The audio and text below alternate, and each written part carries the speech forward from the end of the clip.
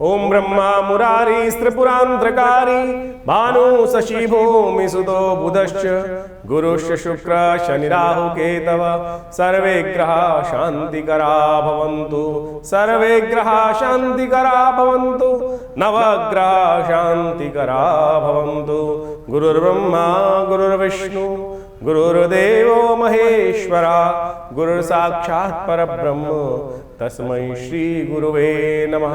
अखंडमंडलाकारं व्याप्तं येन चराचरं तत्पदं दर्शितं येन तस्मै श्री गुरुवे नमः। नमस्कार, स्वागत है आपका आचार्यवाणी में। मैं आचार्य डॉक्टर विक्रमादित्य आपके साथ हूँ और आज हमारा विषय है बृहस्पति महाराज का प्रभाव मेष राशि वालों के लिए किस प्रकार का रहेगा आने वाले 4 महीनों में। देखिए, बृहस्पति महाराज आपकी राशि के अनुसार से यदि हम बात करें तो चल रहे हैं द्वितीय भाव में। द्वितीय भाव धन का भाव है, कुटुंब का भाव है, क्रिय विक्रिय का भाव है और ऐसे में बृहस्पति महाराज यहाँ पर 9 अक्टूबर से करीब करीब 4 विशेष तौर पर फरवरी तक ये वक्र स्थिति में रहेंगे। ये वक्री स्थिति बृहस्पति की जो है, देखिए आमतौर पे कहा जाता है कि गोचर में यदि बृहस्पति द्वितीय भाव में चले तो सब प्रकार से धन संपदा सब प्रकार से अच्छे योग बनते हैं। विश्व के सबसे बड़े बड़े धनाढ्य व्यक्तियों की यदि कुंडली आप किसी प्रकार से देखें तो बृहस्पति शुद्ध होकर जिसके भी बड़े बड़े आदमी होंगे द्वितीय भाव में उच्च का स्वग्रही होकर ऐसे योग बना रहे होंगे और जिनके इस प्रकार के योग बनते हैं वो हमेशा, यानी द्वितीय भाव में बृहस्पति हमेशा अच्छे माने जाते हैं। और ऐसे में बृहस्पति जो है 9 अक्टूबर से 4 फरवरी तक वक्र स्थिति में रहेंगे। अब वक्रित्व जो है ना बड़ा विचित्र स्थिति बन जाती है। ग्रह जो है वो विशेष तौर पर कई गुना अपनी शक्ति को बढ़ा लेता है जब वक्र स्थिति में जाता है। वक्री का मतलब ग्रह उल्टा नहीं है, आमतौर पे लोग समझ लेते हैं वक्री का मतलब उल्टे हो रहे हैं बृहस्पति। कई लोग जिस प्रकार से आज की तारीख में शोषे का जमाना है और लोग अपने कुछ भी बात को समझाने के लिए कुछ भी ऐसा टाइटल बना देंगे या किताब में कुछ आर्टिकल बना देंगे बृहस्पति। तो ऐसे में समझें कि बृहस्पति हो क्या रहा है। बृहस्पति सबसे शुभ ग्रह है और आपकी राशि के अनुसार से तो समझें बड़ा विचित्र प्रभाव उत्पन्न करते हैं मेष राशि वालों के लिए। देखिए, बृहस्पति आपके 2 भावों के, हर राशि में 2 भाव के मालिक होते हैं। आपके भाग्येश भी हैं क्योंकि नवम भाव के मालिक हैं और आपके 12वें भाव के भी मालिक हैं। नवम भाव भाग्य का भाव है, नवम भाव धर्म का भाव है, 12वां भाव व्यय का भाव है, नुकसान का भाव है। यानी बृहस्पति आपके लिए बड़ी विचित्र स्थिति जन्मपत्री में उत्पन्न कर रहे हैं। आधे अच्छे हैं और आधे खराब हैं। ऐसे में वक्र स्थिति में बृहस्पति महाराज जिस प्रकार से द्वितीय भाव में आपका योग बन रहे हैं, ये आपको बहुत सावधानी के साथ चलने की ज़रूरत है। और ऐसे में बृहस्पति को यदि आप ठीक से मैनेज नहीं कर पाए ना तो ये कष्ट में फंसा सकते हैं। ध्यान रखते हुए कार्य करेंगे उम्मीद में, यानी हल्का सा आप चीज़ों को समझने की बजाय, क्योंकि बृहस्पति जब वक्र स्थिति में होता है तो क्या होता है, भ्रम की स्थिति उत्पन्न कर देता है। व्यक्ति को लगता है। और मेष राशि वालों के लिए खास तौर पर समस्या क्या है कि मेष राशि एक ऐसी राशि है जो मंगल प्रधान राशि है और मंगल के ही नक्षत्र में बृहस्पति महाराज वक्र स्थिति में चलेंगे। कब चलेंगे जी वो भी आपको बता देते हैं। मृगशिरा नक्षत्र में चलेंगे और फिर रोहिणी नक्षत्र में चलेंगे। तो मृगशिरा नक्षत्र और रोहिणी नक्षत्र, चंद्रमा और मंगल के नक्षत्र में इन्हीं में वक्र स्थिति बृहस्पति की प्राप्त होनी है द्वितीय भाव में चलते हुए आपकी राशि के अनुसार से। तो ध्यान रखने की जरूरत है। हो सकता है कि बृहस्पति जब विचार के ग्रह है, बुद्धि के ग्रह है, ज्ञान के ग्रह हैं और ऐसे में बृहस्पति जब वक्री होंगे, बहुत ताकत में आ जाएंगे तो कई बार ऐसे लोग अपनी बुद्धि को ही सब कुछ मान लेते हैं और बिल्कुल समझने की जरूरत नहीं पड़ती। भ्रम जाल में फंस जाते हैं और भ्रम जाल में फंसे तो धर्म से विमुख हुए तो भाग्य फंसा देगा कहीं ना कहीं। भाग्येश तो है बृहस्पति, लेकिन अगर आप अपने उस वास्तविक तौर पर इस बृहस्पति के वक्र स्थिति के भ्रम में फंस गए, अपने से बड़ा किसी को मानने का प्रयास ही नहीं कर रहे, तो ऐसे में सही जरूरत है बृहस्पति को विशेष तौर पर विचारों को समझने की, बृहस्पति का जो प्रभाव है उसको अच्छे से समझने की। यदि आपने इस स्थिति को अच्छे से मैनेज कर लिया, देखिए क्या होता है कि आमतौर पर समझें, ये बृहस्पति का जो वक्र भाव है क्या होता है, आप समझें कि ग्रह कई गुना अधिक शक्ति संपन्न हो जाता है। आपने गाड़ी के अंदर देखा होगा कि आगे चलाने के लिए तो गाड़ी में 3-3, 4-4, 5-5 गियर होते हैं, लेकिन बैक करने के लिए एक ही गियर होता है। और फंसी गाड़ी जब होती है तो बैक गियर में लगाकर उसको कई बार शक्ति, अकेला ही वो गियर ऐसा होता है, शक्ति बन जाती है। तो इसी प्रकार से वक्र ग्रह बहुत ताकत में हो जाता है और ऐसी ताकत को संभालने के लिए बहुत ज़रूरत है कि अपनी आँख नाक बिल्कुल बुद्धि विचार जो है, हाथ वाथ सब कंट्रोल में रखें। कहीं ऐसे में क्या होता है कि जब शक्ति ज़्यादा बढ़ जाए और कंट्रोल ड्राइवर अच्छा कंट्रोल चीज़ों को ना कर पाए तो क्या होगा, चीज़ें विशेष तौर पर आउट ऑफ कंट्रोल हो जाएंगी। यही स्थिति है कि बृहस्पति, ये स्थिति को आपको अच्छे से मैनेज करने की ज़रूरत है।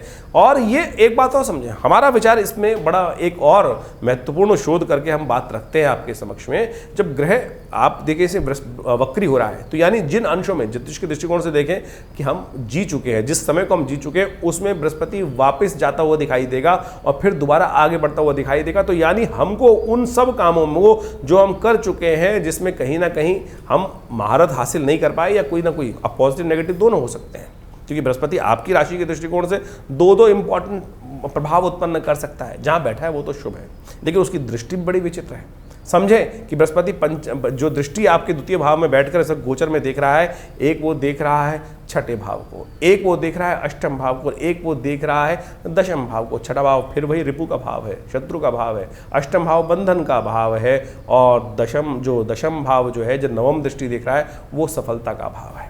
तो आप यदि चीज़ों को हल्के से ले गए या कंट्रोल ना कर पाए तो ये सब चीज़ें, यानी 3 इंपॉर्टेंट प्रभाव जो हैं, जहाँ जैसा आपका 12वें भाव का मालिक छठे भाव पर दृष्टि, अष्टम भाव पर दृष्टि, वो बंधन में फंसा सकता है, लाभ की जगह नुकसान करा सकता है। तो ऐसे में आपको बहुत ज़्यादा सावधानी के साथ कार्य करने की ज़रूरत है।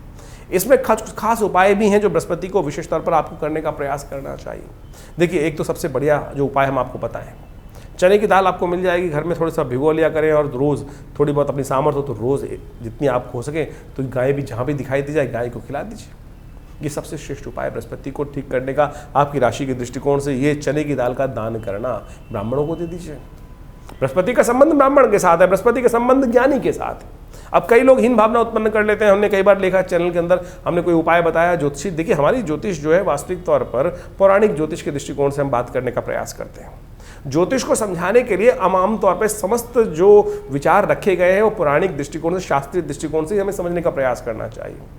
आज जो कई बार क्या होता है कि ब्राह्मण को क्यों दूं भैया, अब ज्योतिष का संबंध जिस वर्ण के साथ है उसको वहां समझना पड़ेगा, ज्ञानी के साथ, बुद्धिमान के साथ, धर्म कार्य करने वाले व्यक्ति के साथ, पढ़ाने वाले व्यक्ति के साथ। और ऐसी जगहों में, ऐसी संस्थानों में यदि आप कार्य करने का प्रयास करेंगे तो बहुत अच्छा रहेगा। लेकिन ज्योतिष आज की तारीख में सो कॉल्ड मॉडर्नाइजेशन के नाम पर उसके हम पूरे जो प्राचीनतम उसका जो वर्णन है, आम तौर पर ज्योतिष को जो समझाया गया है वो पौराणिक कथाओं के माध्यम से समझाया गया है। पुराण शास्त्र इत्यादि में ज्योतिष के तमाम जितने भी हम उपाय निकलते हैं वो सबके सब वहीं से निकल कर आए, और उन सबको हमें समझने के लिए इन सब चीज़ों को पढ़ने का प्रयास करना चाहिए। अब इसमें ये कुछ नहीं है कि बहुत सारे लोग यहाँ पर भी अपनी सो कॉल्ड सेकुलरिज्म को, सो कॉल्ड सोडो सेकुलरिज्म को यहाँ लाने का प्रयास करें। तो ज्योतिष को जिस प्रकार से है उसी प्रकार समझने की आवश्यकता है, तो बहुत अच्छा रहेगा। तो हमने उसको आपको अच्छे समझाने का प्रयास किया। ये बृहस्पति का मूवमेंट आपके लिए बड़ा महत्वपूर्ण रहने वाला है, और ख़ास तौर पर कई मामलों में यदि आप ठीक से उनको मैनेज कर पाए तो देखिएगा बहुत सुंदर तरीके से इन 3-4 महीनों में आपको लाभ की स्थिति, आप बहुत बढ़िया अपने कर्मों जितना बैलेंस होकर, घोड़े की लगाम सही से, आप बहुत तेज चलने वाले घोड़े के ऊपर इस वक्त स्थित हैं मेष राशि वालों। ये 4 महीने जो हैं विशेष तौर पर आपके लिए बड़े इंपॉर्टेंट जाने वाले हैं। ऐसे में आलस छोड़ दीजिए। देखिए, बाकी सारे ग्रहों की स्थिति समझें। इन दिनों शनि महाराज भी आपके विशेष तौर पर लाभ देने की स्थिति हो, 15 नवंबर के बाद तो वो भी शक्ति में आ जाएंगे, पूरी तरह से पॉजिटिव हो जाएंगे। लेकिन उनकी दृष्टि, एक दृष्टि जो है वो आपके कहाँ पड़ने वाली है, लग्न पे पड़ने वाली, तो आपको अननेसेसरी हटी बना देगा। एक तो मंगल की राशि है आप, शनि की दृष्टि उस पर पड़ रही है, और मंगल के ही नक्षत्र में विशेष तौर पर बृहस्पति का रहेगा। तो मंगल क्या है, बड़ा क्रूर ग्रह है, हठी ग्रह है, सेनापति है, उसको कुछ और दिखाई नहीं देता है। तो ऐसे में ध्यान रखना पड़ेगा कि चीज़ों को आप सही रूप में समझ कर कार्य करने का प्रयास करें। तो मेष राशि वालों, तो हम ये कहेंगे ये 4 महीने आप थोड़े अलर्ट होकर चीज़ों को सही से समझते हुए, जिद में ना अड़ते हुए कार्य करने का प्रयास करें, सही से मैनेज, नहीं तो संपत्ति का नुकसान करने के योग ये बना सकता है। खासतौर पर चीज़ों को आते हुए आपके हाथ से निकाल सकता है। सही से मैनेज करना बहुत ज़रूरी है बृहस्पति का। नित्यपति केसर का एक टीका, हल्दी का या टीका अपने माथे पे अवश्य लगाने का प्रयास करें। बृहस्पति के मंत्र का जप करने का प्रयास करें। ओम ग्रांग ग्रीं ग्रौंग से गुरुवे नमः, या भगवती सरस्वती का मंत्र नित्यपति जप करें। ओम क्लीं नमः, ये भगवती सरस्वती का मंत्र है, इसको भी जप करेंगे तो बहुत सुंदर तरीके से आपको लाभ की स्थिति उत्पन्न हो सकती है। देखिए, ग्रहों का परिवर्तन समय समय पर होता रहता है। इन सब परिवर्तनों का प्रभाव तो प्रत्यक्ष रूप से जब हम आपके समक्ष उपस्थित करते ही रहते हैं, लेकिन ये जो गोचर का परिवर्तन है, इसको विशेष तौर पर आपके मूल जन्मपत्री के साथ विचार करना बहुत ज़रूरी है। आमतौर पर यदि हम केवल गोचर के ही दृष्टिकोण से, 12 राशियों के दृष्टिकोण से ही बात करते रहेंगे, तो एक बात समझें कि वो तो केवल ऊपर ऊपर से भाव पता चलेगा कि क्या किस प्रकार के रास्ते बनने हैं। लेकिन अब ये समझना पड़ेगा, इसकी स्थिति इस प्रकार से समझें कि दुनिया में हर प्रवृत्ति के लोग हैं, हर प्रकार के लोग हैं, जो कई बहुत ऊंचे स्थानों पर बैठे हैं, कई साधारण स्थानों पर बैठे हैं, कई बिल्कुल निकृष्ट स्थानों पर बैठे हैं। हर व्यक्ति अपनी अपनी जैसे सीढ़ियों के अलग अलग पायदान पर उपस्थित है।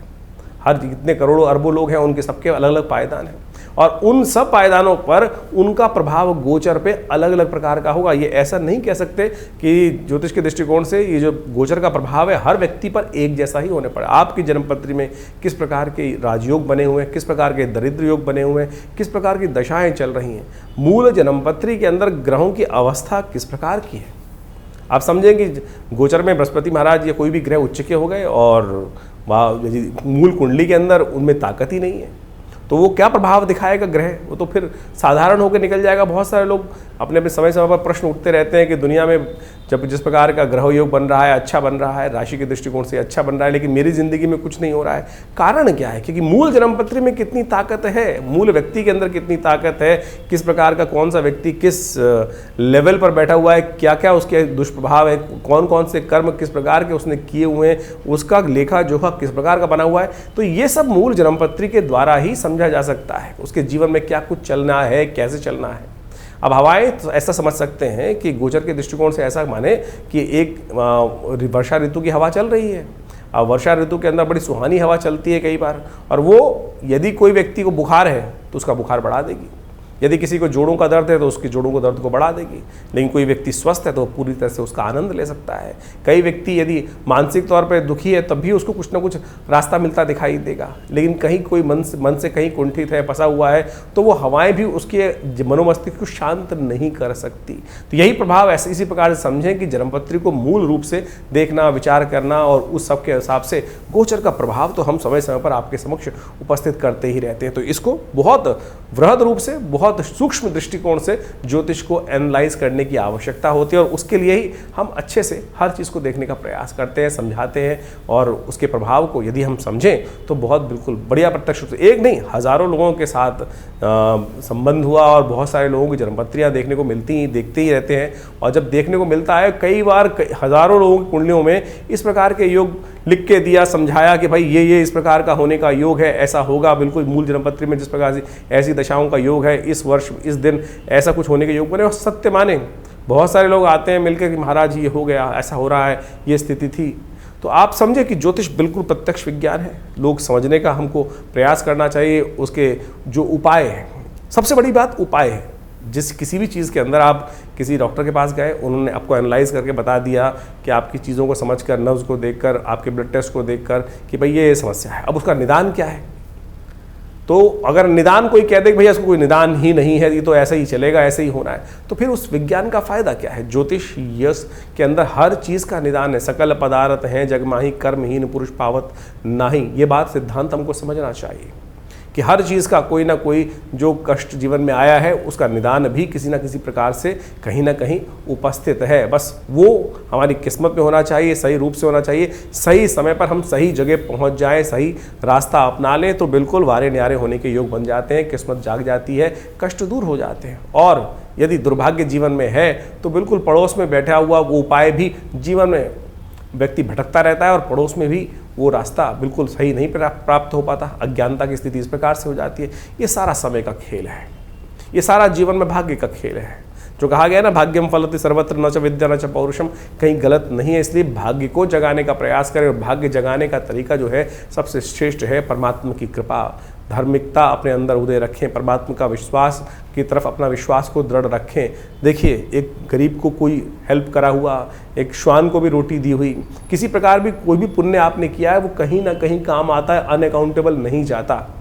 बहुत सारे लोग कहते रहते हैं कि भाई जीवन में सब कुछ अच्छा ही किया, सब कुछ मैंने इसको हेल्प करी, इसको हेल्प करी, वो उसके बाद भी अब पता नहीं तुम्हारा घड़ा कब भरने वाला है भाई।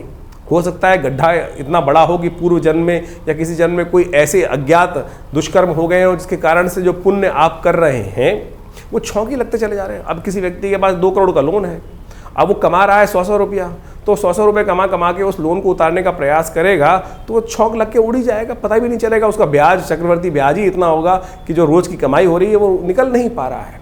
तो ये स्थिति हमको समझनी है और ये मूल जन्मपत्री समझा सकती है कि क्या स्थिति है, किस प्रकार का है, कहाँ कौन सी गलती हुई और किस प्रकार से उसको ठीक करने के लिए कितना किलो वजन दूसरे पलड़े में डालना है कि दूसरा पलड़े में जो भार है, दुष्कर्म का भाग है, कष्ट का भार है, वो कैसे कट जाए। और इसलिए आपको ज्योतिष को समझना चाहिए। ज्योतिष के प्रत्यक्ष रूप से यहाँ हम जो भी आपके गोचर के प्रभाव को, बृहस्पति के प्रभाव को हमने आपके उपस्थित रखा आपकी राशि के अनुसार से, वो बिल्कुल वैदिक दृष्टिकोण से, प्रामाणिक दृष्टिकोण से बिल्कुल सत्य है। बस वही एग्जाम्पल आप समझ ले कि आप किस लेवल पर है, उसका प्रभाव आपके ऊपर किस प्रकार का हो रहा है, वो पूरी जन्मपत्री को निष्कर्ष रूप से यदि हम देखें, समझें, तो आप उसके लिए आश्रम से जुड़ सकते हैं। बहुत सारे आश्रम में बहुत सारी गतिविधियाँ चली रही हैं, बहुत सारे शोध चलते ही रहते हैं समय समय पर, चाहे वो यज्ञ विज्ञान है, चाहे वो मंत्र विज्ञान है, और बहुत सारी पुस्तकें आश्रम के द्वारा इन समस्त हमारे शोधों पर प्रकाशित की गई हैं और नित्य प्रति बहुत सारे उत्सव कार्यक्रमों में चलते रहते हैं। इस दौरान भी जैसे बृहस्पति का ये वक्र स्थिति चल रही है, आश्रम में लगातार बहुत सारे कार्यक्रम रहेंगे। यज्ञ भी रहते हैं, हर रविवार को सुबह 8 से 10 बजे तक यज्ञ रहता है, मंगलवार को सुंदरकांड का पाठ रहता है, नित्य प्रति रुद्राभिषेक रहता है।